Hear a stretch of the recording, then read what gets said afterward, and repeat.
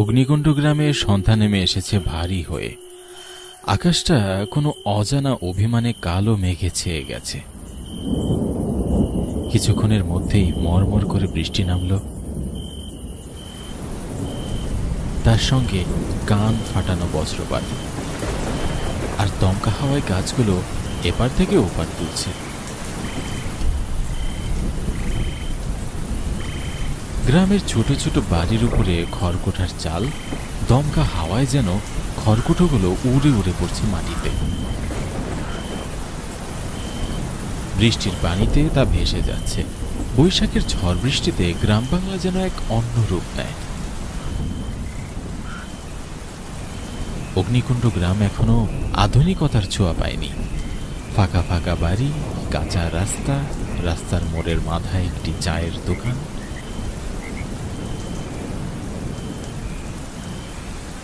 গ্রামের লোকজন সে দোকানেই চায়ের আড্ডা বসায়। সন্ধ্যায় তো চায়ের আড্ডা আরো জমে যায়। এদিকে নিতাই কাকা অপেক্ষায় আছে কখন বৃষ্টি ছাড়বে আর তিনি চায়ের আড্ডায় গিয়ে বসবে।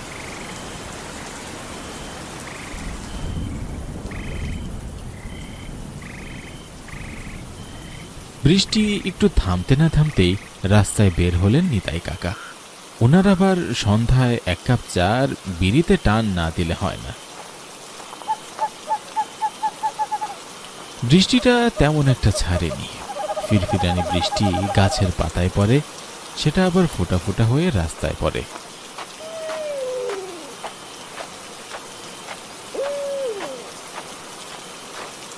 রাস্তা দিয়ে ছাতা হাতে নিতাই কাকা রওনা দিয়েছে পরাণ কাকার চায়ের দোকানে। চায়ের দোকানে লণ্ঠন জ্বালিয়ে পরাণ কাকা চা বানাচ্ছে। সেখানে আগে থেকেই লোকজন চা খাচ্ছিলেন। দোকানের সামনে দিয়ে দু একজন লোক ছাতা নিয়ে যাচ্ছে।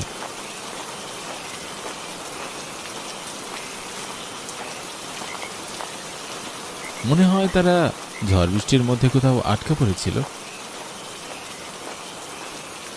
এখন বৃষ্টি একটু ছেক দেওয়ায় কারো হাতে আবার বাজারের ব্যাগ, কেউ আবার সাইকেল নিয়ে যাচ্ছে। নিতাই কাকা চায়ের দোকানের সামনে দাঁড়িয়ে বলে, কি গো পরান্দা, আমার জন্য কি এক কাপ চা হবে? চায়ের টানি তো তোমার দোকানেই চলে আসলাম, দাও দেখিনি এক কাপ চা।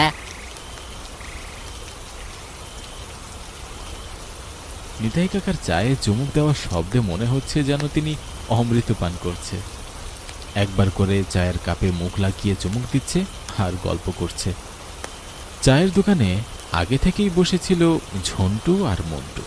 ঝন্টু নিতাই কাকাকে বললেন, ও নিতাই কাকা, তুমি যেভাবে চায়ে চমক দিচ্ছ মনে হচ্ছে যে ও অমৃত পান করছো। আর তুমি এত বয়স্ক মানুষ, এই বৃষ্টির মধ্যে তারপরে চা খেতে এসেছ? ও তোরা বুঝবি না কোন, আমার ভাত না খেলেও চলে, তবে সন্ধ্যায় এক কাপ চা না খেলে যে আমার এই রাতটাই কাটে না। চায়ের কাপ রেখে নিতাই কাকা দেশলাইটের কাঠি জ্বালিয়ে বিড়িটা ধরালেন। বিড়িতে একটা করে টান দিচ্ছে আর মুখ ফুলিয়ে ধোঁয়া বের করে দিচ্ছে।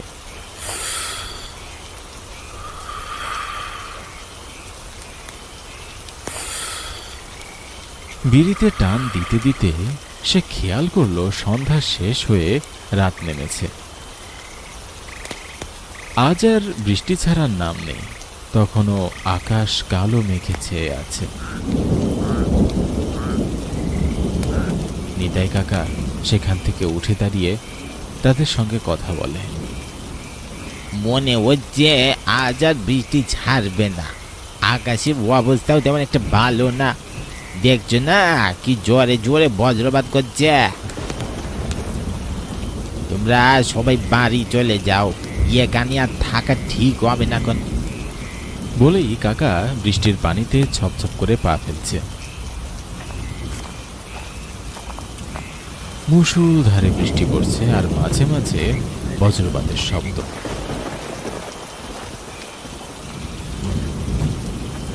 মাঝে মাঝে দমকা হাওয়া এসে কাকার হাতের লণ্ঠন নাড়া দিচ্ছে। দমকা হাওয়ায় লণ্ঠনটা নিভু নিভু করছে। কাকা বৃষ্টির মধ্যে এক মনে হেঁটে চলেছে। এমন সময় রাস্তার পাশে ঝোপের মধ্যে একটি কুটির দেখা যাচ্ছে। কুঠিরে মিটমিট করে আলোও জ্বলছে, আর সেখান থেকে নরম স্বরে ভেসে আসছে, কানাই, বৃষ্টির মধ্যে কোথায় যাচ্ছিস? এদিকে আয়, মাথায় বাজ পড়বে, তুই মরে যাবি, আমার কুঠিরে আশ্রয় নে। কথা শেষ হতে না হতেই খুব জোরে ঝড় ওঠে আর মুষলধারে বৃষ্টি পড়া শুরু করে, আর জোরে জোরে বাজ পড়ে। কানাই কাকা সেখানে থমকে যায়। পরিস্থিতির সুবিধা না, তা দেখে সে কুড়ি ঘরের দিকে ছোপ ছোপ করে পা ফেলে, হেঁটে হেঁটে যায়। চারিদিকটা কেমন জানি ঝুপটি মেরে আছে, নির্জন জায়গা, আশেপাশে কোনো ঘর বাড়ি দেখা যাচ্ছে না।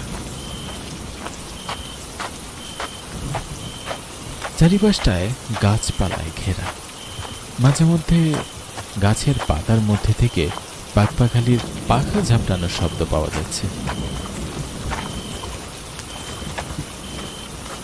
সে কুড়ে ঘরের সামনে গিয়ে দেখে দরজাটা খোলা।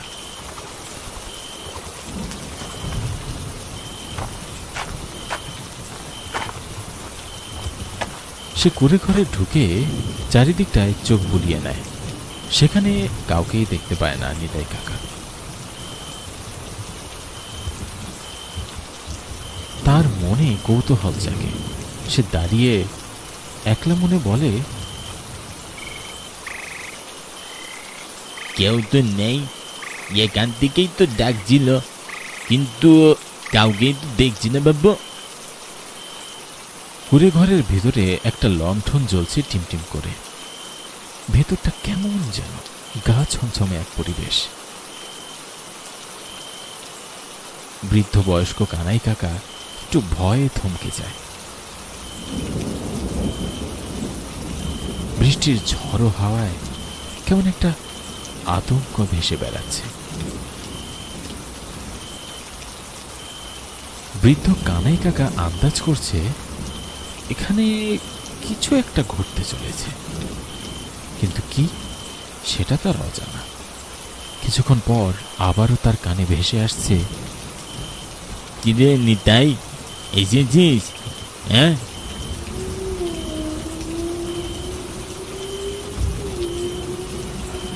আমি এখানে একাই থাকি রে। কানাই কাকার ভেতরে একটা অজানা রহস্য নাড়া দিতে শুরু করে।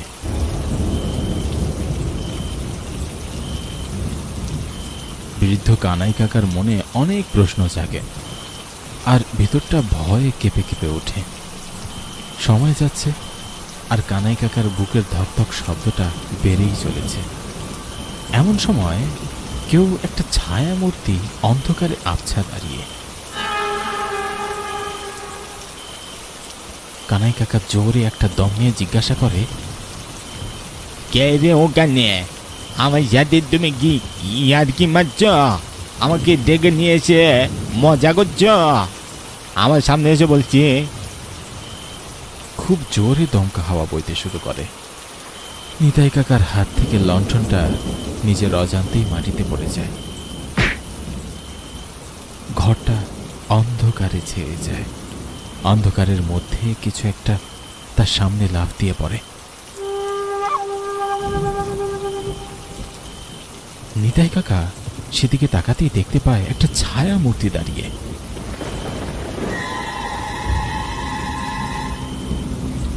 অন্ধকারে চোখ দুটো মিটমিট করে জ্বলছে।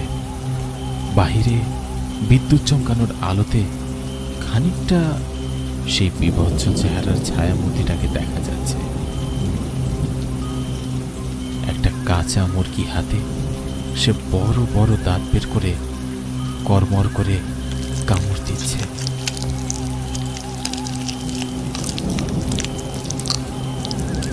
নিতাই কাকার মুখখানা ভয়ে সাদা ফ্যাকাশে হয়ে ওঠে। নিতাই কাকার আর বুঝতে বাকি থাকে না তার সামনে কি দাঁড়িয়ে আছে। নিতাই কাকা সেখান থেকে পালানোর চেষ্টা করে, কিন্তু ছায়ামূর্তিটা তার হাত লম্বা করে তাকে পিছন থেকে ধরে ফেলে। ছেড়ে দাও আমাকে, প্রাণে মেরো না আমাকে। বৃষ্টির রাতে আমি মানুষকে আশ্রয় দেই রে। আমার কাছে যে আশ্রয় নেয় তাকে আমি আমার খাবার বানিয়ে ফেলি। আমাকে ছেড়ে দাও, আমাকে ছেড়ে দাও। আমাকে কেন ডেকে নিয়ে আসলে? আমি বুঝো মানুষ বাবু। খুব কাকুতি মিনতি করতে থাকে নিতাই কাকা সেই ছায়া মূর্তিটির কাছে, কিন্তু ছায়া মূর্তিটি আর কোনো কথাই শোনে না। ছায়া মূর্তিটির হাত দিয়ে তার মুন্ডুটা মটমট করতে থাকে, পিছনে ঘুরিয়ে দেয়। নিতাই কাকার মুন্ডুটা সামনে থেকে যখন পিছনে ঘুরিয়ে দেয় তখন তার চোখ দুটো উল্টো হয়ে যায়, তাকে লম্বা হাত দিয়ে বাহিরে ফেলে দেয়।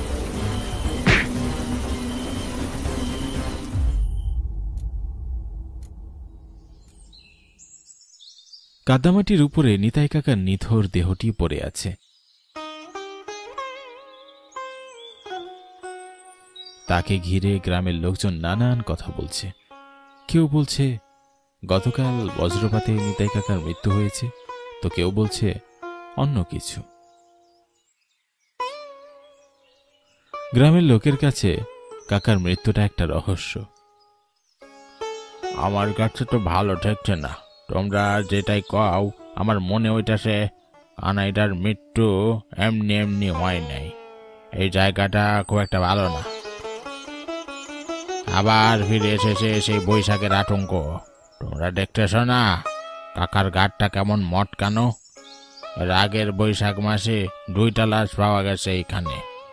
ওই 2টা লাশেরও একই রকম ঘাড় মটকানো ছিল। পরাণ কাকার কথায় গ্রামের সবার মধ্যে একটা আতঙ্ক ছড়িয়ে পড়ে। সবার চোখেই একটা ভয়ের ছাপ ফুটে ওঠে। বারবার বৈশাখ কি নিয়ে আসে সেই গ্রামে, আর প্রাণ দিতে হয় গ্রামের নিরীহ মানুষদের। গ্রামের লোকেরা চায় এটার একটা বিহিত করতে।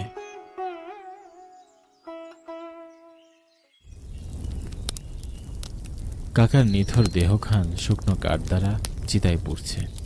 কটকট করে শব্দ বেরিয়ে আসছে চিতার মধ্য থেকে। মনে হচ্ছে কাকার শরীর থেকে হাড়গুলো খুলে খুলে পড়ছে, রগগুলো পটপট করে ছিঁড়ে যাচ্ছে। গ্রামের লোকজনরা নীরবে দাঁড়িয়ে দেখছে। আর পরাণ কাকা তখন বলে ওঠে, আজ থেকে সন্ধ্যায় চায়ের আড্ডা আর জমে উঠবে না। নিতাই কাকা গল্পে আর ছন্দে মেতে তুলতেন চায়ের আড্ডা। আজ থেকে সেটা আর হবে না। সব যেন চিতার আগুনের সাথে মিশে গেল। চায়ের আড্ডায় যারা বসে থাকতেন তাদের মুখখানা একেবারে মলিন হয়ে গেছে।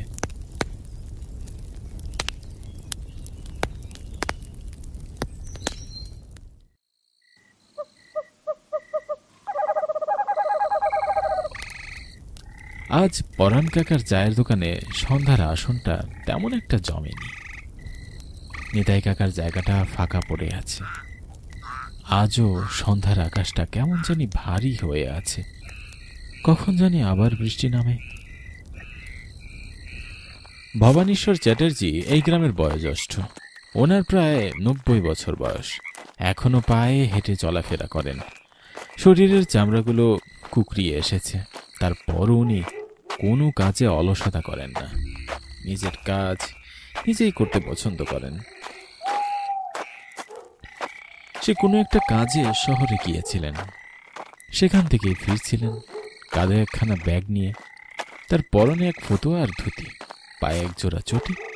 চটির চটচট শব্দ করে হেঁটে হেঁটে এসে চায়ের দোকানে বসলেন সে, যেখানে নিতাই কাকা বসতেন।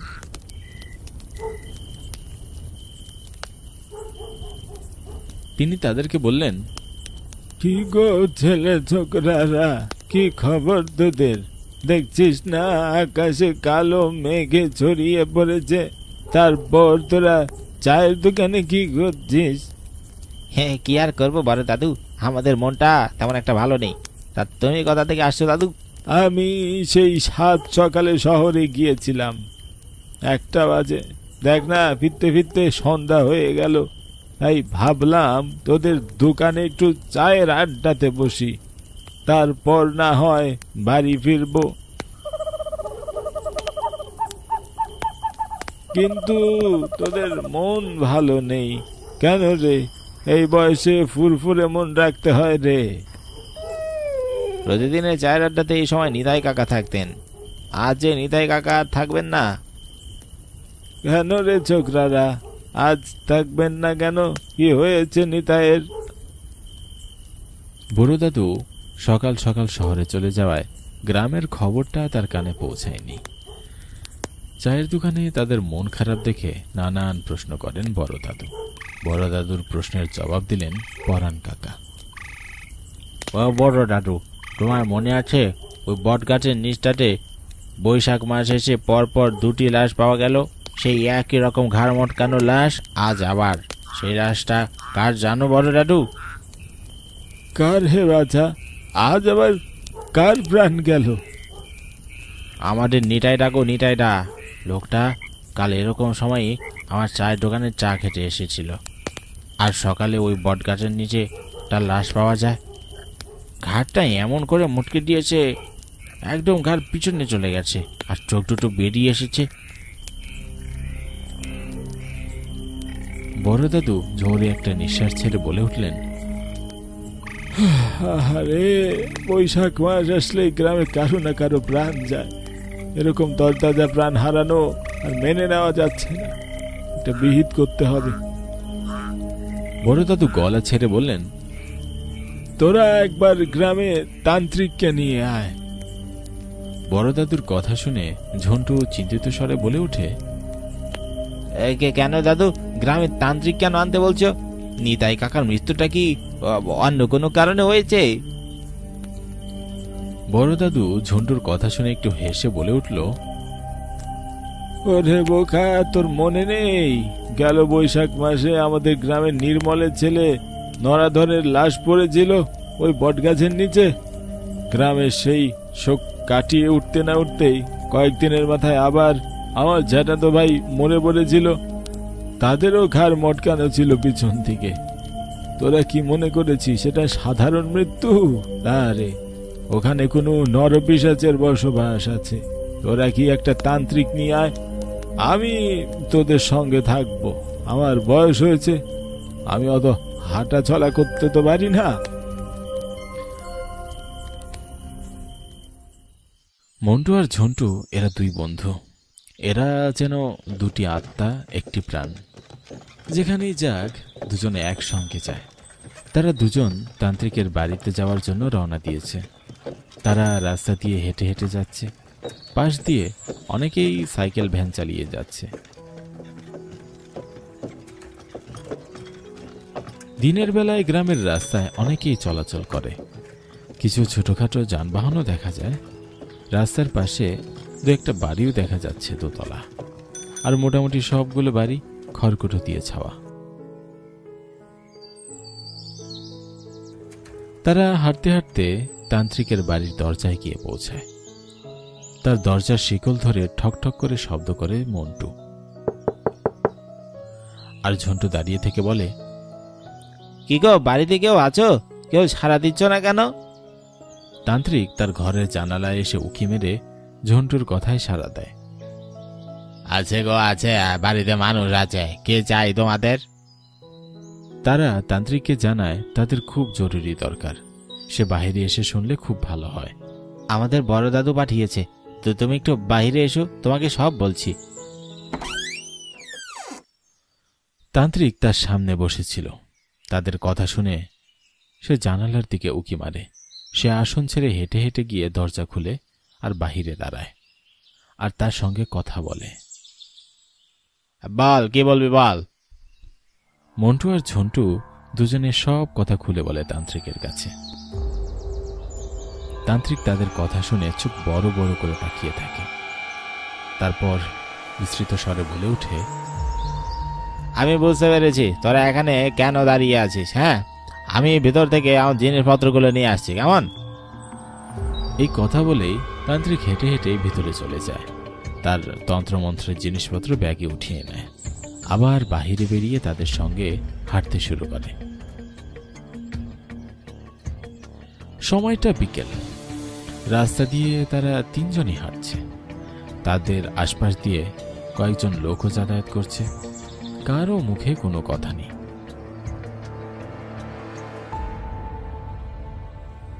দেখো তো তান্ত্রিক মশাই, তোমার মন্ত্র দিয়ে এখানে কি আছে যার কারণে গ্রামের লোকেরা অকালে প্রাণ হারাচ্ছে? বড় দাদুর কথা শুনে তান্ত্রিক বিড়বিড় করে মন্ত্র পড়তে শুরু করে। কিছুক্ষণের মধ্যেই তার সামনে এক বিভৎস ঝলসে যাওয়া চেহারা ছায়ামূর্তি এসে তার সামনে দাঁড়ায়। ছায়ামূর্তিটি তান্ত্রিকের সামনে দাঁড়িয়ে বলতে থাকে, কিরে তান্ত্রিক, তুই আমাকে এখানে তাড়াতে এসেছিস? এই গ্রামের একটি মানুষকে আমি বাঁচিয়ে রাখবো না, সবাইকে মেরে ফেলবো। সে গ্রাম ছাড়তে না চাওয়ায় তান্ত্রিক তার কাছে জানতে চায়, তুই গ্রাম ছাড়বি না কেন? মানে গ্রামের নিরীহ মানুষগুলোকে কেন মারছিস? গ্রামের মানুষ তোর কি ক্ষতি করেছে? আর আমি তোকে ভালো ভালো বলছি, এখান থেকে চলে যা। না না, এই গ্রাম ছেড়ে কোথাও যাব না। আমি এই গ্রামের স্বার্থপর মানুষগুলোকে মেরে তারপরে এখান থেকে যাব। কি করেছে গ্রামের মানুষ তোর সাথে? শুনবি কি করেছে? শুন তাহলে। আমি শহর থেকে গ্রামে এসেছিলাম, এই রাস্তা দিয়েই যাচ্ছিলাম। বৈশাখ মাস, হঠাৎ করে খুব বৃষ্টি শুরু হয়। খানিক পর বজ্রপাত পড়ছে। আমি 2-3 জনের দরজায় কড়া নাড়ি আশ্রয়ের জন্যে। কেউ আমাকে আশ্রয় দেয় না। আমি এসেই এই বট গাছের নিচে আশ্রয় নেই। তখনই এই বট গাছের উপর বাজ পড়ে। সেই বজ্রপাতে আমি ঝলসে মরে যাই এখানে। আমি এই স্বাস্থ্যপর লোকদের না মেরে কোথাও যাবো না। তান্ত্রিক, তোকে বলে রাখছি, ভালো ভালো চলে যা বলছি। তখন তান্ত্রিক তার ব্যাগ থেকে একটি মাথার খুলি বের করে আর মন্ত্র পাঠ করতে শুরু করে। মন্ত্র পড়তেই মাথার খুলিতে যেন একটা লাল আলো জ্বলে ওঠে। সেই আলো সেই ছায়ামূর্তির উপরে লাগে। ছায়ামূর্তিটি সেখান থেকে ছটফট করতে করতে মিলিয়ে যেতে লাগে আর বলতে থাকে, আমি আবার ফিরে আসবো এই গ্রামে। তান্ত্রিক, তুই আজকে ভালো করলি না, আমি আবার ফিরে আসবো।